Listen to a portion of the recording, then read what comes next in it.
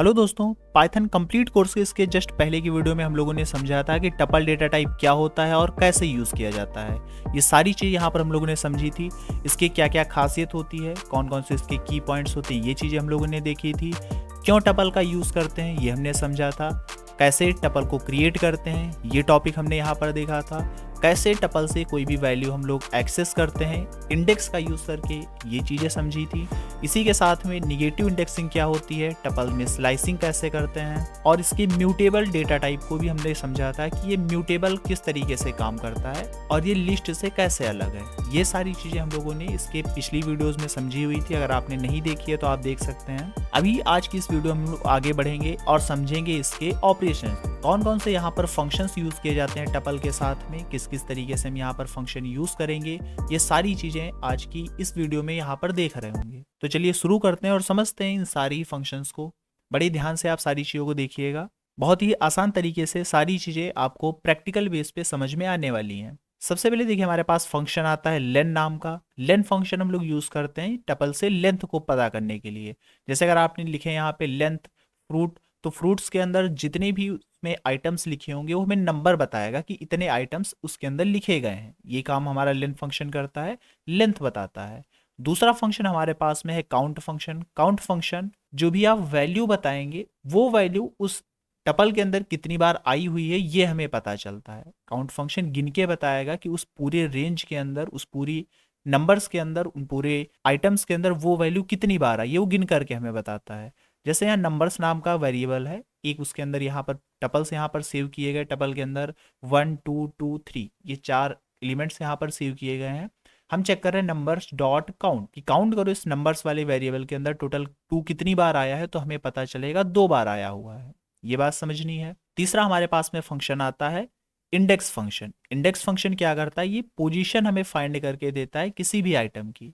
हमने टाइप किया numbers dot index 3 कि नंबर्स वाला जो वेरिएबल है उसके अंदर 3 जो लिखा है वो कितने इंडेक्स नंबर पर लिखा है, तो हमें यहाँ पर ये बताएगा कि थर्ड पोजीशन पर लिखा है। थर्ड पोजीशन पे कैसे, ये हम जानते हैं। सबसे पहला आइटम हमारा 0 से स्टार्ट होगा, फिर 1 2 और 3 जो यहाँ पर एलिमेंट है वो 3 नंबर पे लिखा हुआ है। ये चीज़ यहाँ पर हमें पता चल रही है इंडेक्स फंक्शन से। तो चलिए एक बार पहले तीनों फंक्शन हम लोग समझते हैं प्रैक्टिकली, फिर आगे हम लोग बढ़ेंगे। सबसे पहले देखिए, यहाँ पे हमने वेरिएबल बनाए हुए हैं नंबर्स नाम का, जिसके अंदर कुछ नंबर सेव किए हैं। मिक्स नाम का यहाँ पे वेरिएबल है जिसके अंदर कुछ और यहाँ पे आइटम सेव किए गए हैं। लिस्ट के अंदर इसको टपल में कन्वर्ट करना है तो यहाँ पे सिंपल ब्रैकेट्स आपको लगाने हैं स्क्वायर वाले, जिससे क्या होगा ये हमारा टपल में कन्वर्ट हो जाएगा। वैल्यूज यहाँ पे कुछ और हम लोग सिमिलर कर देते हैं, जैसे कि यहाँ पे हमने फिर से 30 टाइप कर दिया और अगेन यहाँ पर 30 टाइप करते हैं। एक यहाँ पे वेरिएबल बनाते हैं सबसे पहले रिजल्ट नाम का, इसके अंदर हम वैल्यू सेव करना चाहते हैं तो यहाँ पे सिंपल फंक्शन यहाँ पर यूज करेंगे लेंथ ऑफ नंबर्स टाइप कर देंगे। नंबर्स यहाँ पे ब्रैकेट क्लोज करके प्रिंट करें। अगर हम लोग RS की वैल्यू क्या रहेगी तो यहाँ पर टाइप करेंगे प्रिंट ब्रैकेट स्टार्ट RES। तो होगा कि यहाँ पर लेंथ फंक्शन क्या करेगा, नंबर्स जो हमारे पास में वेरिएबल है उसके अंदर कितने आइटम्स हैं वो सेव कर देगा RES के अंदर, और RES को सिंपल हम यहाँ पर प्रिंट कर देंगे, जिससे हमें पता चल जाएगा जो नंबर्स नाम का हमारे पास वेरिएबल है उस टपल के अंदर टोटल कितने आइटम सेव किए गए हैं। तो आंसर हमारे पास में 6 आ रहा है। अगर आप काउंटिंग करेंगे तो 1 2 3 4 5 और 6, टोटल 6 आइटम्स यहाँ पर सेव किए गए हैं। यही पास में अगर आप काउंट करना चाहते हैं कि जो 30 है वो टोटल कितनी बार इस टपल के अंदर आया है, इसके लिए यहाँ पर हम टाइप करेंगे वेरिएबल का नाम सबसे पहले अपने, तो टाइप करेंगे यहाँ पे numbers dot count. Count function यहाँ पर क्या काउंट करना है, 30 को काउंट करना है, और जो भी काउंट करके यहाँ पर आंसर देगा कि टोटल कितनी बार 30 आया हुआ है, तो 3 बार आया हुआ है। 3 कहाँ से हो जाएगा, RES के अंदर, और प्रिंट के अंदर हमारे पास वही रिजल्ट मिल जाएगा। अगर अभी रन करें तो आंसर हमारे पास में 3 आ रहा है। ये बात यहाँ पर आपको समझनी है। तो काउंट फंक्शन कुछ इस तरीके से यहाँ पर यूज करेंगे। अगला फंक्शन हमारे पास में इंडेक्स फंक्शन। इंडेक्स फंक्शन जैसा कि हम जानते हैं वो हमें पोजीशन बताता है किसी भी वैल्यू की। हमने यहाँ पर टाइप कर दिया इंडेक्स, कितने का इंडेक्स हमें पता करना है तो हमने यहाँ टाइप कर दिया 40 कि 40 का इंडेक्स नंबर क्या है वो पता चले। अगर इसे को रन करते हैं तो आंसर हमारे पास में आ रहा है 3।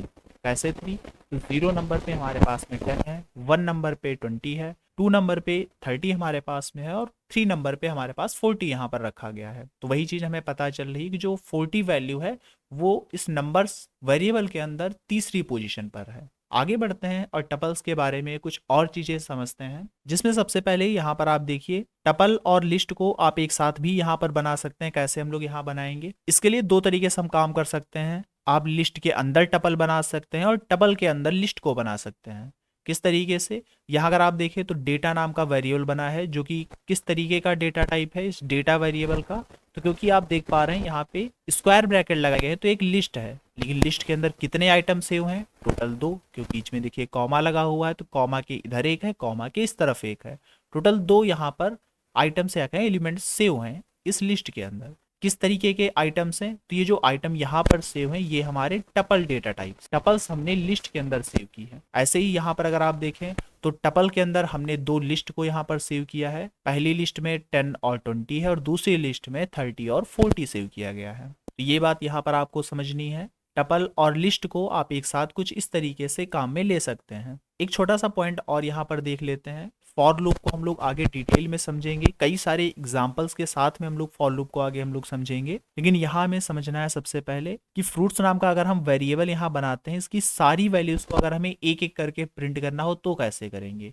इसी के लिए हम लोग यहाँ पे फॉर लूप यूज करते हैं। अब सबसे पहले हमने टाइप किया फॉर, कोई एक यहाँ पे आपको वेरिएबल का नाम अपनी तरफ से मानना पड़ता है, तो हमने आइटम मान लिया इन फ्रूट्स। इसका मतलब यहाँ पर ये हुआ जो आइटम नाम का हमारे पास में वेरिएबल है वो टारगेट करेगा फ्रूट्स के सारे एलिमेंट्स को, और प्रिंट फंक्शन एक एक करके सारे एलिमेंट्स को प्रिंट करता जाए। तो फॉर लूप की एक खासियत होती है, वो एक एलिमेंट के अंदर बार बार काम करता है जब तक कि वो लूप कंप्लीट नहीं हो जाता। फॉर लूप की खासियत होती है, इसको हम लोग आगे और अच्छे से समझेंगे। अभी हमें टपल को समझना है, तो चलिए इन दोनों पॉइंट्स को भी एक बार देखते हैं। यहाँ पर देखिए डेटा नाम का यहाँ पे वेरिएबल बना है, यहाँ पे डेटा 2 नाम का वेरिएबल बना हुआ है। अगर हम पता करें जो सिर्फ डेटा नाम का वेरिएबल उसका टाइप कैसा है, तो यहाँ पर प्रिंट कराएंगे टाइप ऑफ डेटा। डेटा नाम का वेरिएबल का यहाँ अगर टाइप पता करें क्या है, उसके साथ में डेटा 2 जो है अगर उसके भी टाइप को हम पता करें तो यहाँ पर कॉपी पेस्ट कर लेते हैं। वेरिएबल अगर हमारा रहेगा 2, तो डेटा टाइप 2 का भी अगर टाइप देखें तो पहले का टाइप क्योंकि लिस्ट के अंदर टपल है तो लिस्ट आएगा, और दूसरे का हमारे पास में टपल डेटा टाइप आएगा। यहाँ आप देख पाएंगे सबसे पहले बता रहा है लिस्ट डेटा टाइप है और दूसरे नंबर पे हमारे पास टपल डेटा टाइप है। तो ये चीज यहाँ पर आपको समझनी है। यहीं पास अगर हम लोग समझें फॉर लूप को थोड़ा सा, तो उसे हम देख लेते हैं। मान लेते हैं जो डेटा 2 है हमारे पास में, इसके अंदर कुछ यहाँ पे नंबर्स हैं जैसे कि 10, 20, उसके बाद में 30 और 40, लास्ट में हमारे पास नंबर है इसके अंदर 40, कुछ इस तरीके से। ये 4 नंबर्स हमने सेव किए हैं डेटा 2 में। अगर हम चाहते हैं एक एक करके इनको प्रिंट करें, इसके लिए हम लोग यहाँ पर फॉर लूप लगाते हैं। सबसे पहले लिखते हैं फॉर, फिर एक अपनी तरफ से हम कोई भी वेरिएबल बना लेते हैं टेम्परेरी, नाम उसका कुछ भी यहाँ पर हो सकता है। हम यहाँ पे नाम TA भी ले सकते हैं, हमने TA यहाँ पे ले दिया। फॉर TA इन किसके अंदर, डेटा 2 के अंदर, कि जो TA है हमारे पास में वो डेटा 2 के अंदर हमारे पास में डेटा 2 के एक एक करके एलिमेंट्स को वो क्या करेगा, सेलेक्ट करेगा, और साथ में जब भी लूप चलेगा हर बार क्या करता जाएगा, ये प्रिंट करता जाएगा उसी TA को, या कहें अपनी ही वैल्यू को प्रिंट करता चला जाएगा। तो अभी अगर हम यहाँ पर रन कराएं तो हमारा लूप चलेगा, और उस लूप कितनी बार चलेगा, जितने एलिमेंट्स उसके अंदर होंगे उतनी बार हमारा लूप चलेगा, और हर बार उसकी एक एक करके वैल्यूज को प्रिंट करता रहेगा। सेम यही काम हम लोग लिस्ट के साथ में भी कर सकते हैं। जैसे हमारे पास ऊपर एक लिस्ट है जिसमें 1 है, फिर 2 यहाँ पर सेव किया गया है, 3 उसके बाद में यहाँ पर सेव है, और 4 सेव है। तो 4 एलिमेंट हमारे डेटा के अंदर हैं।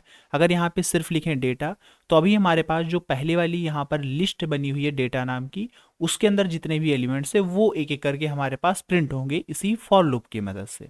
तो उम्मीद है ये सारी चीज़ें आपको यहाँ पर समझ में आई होंगी। यहाँ तक कि हमारा टपल डेटा टाइप भी कंप्लीट होता है।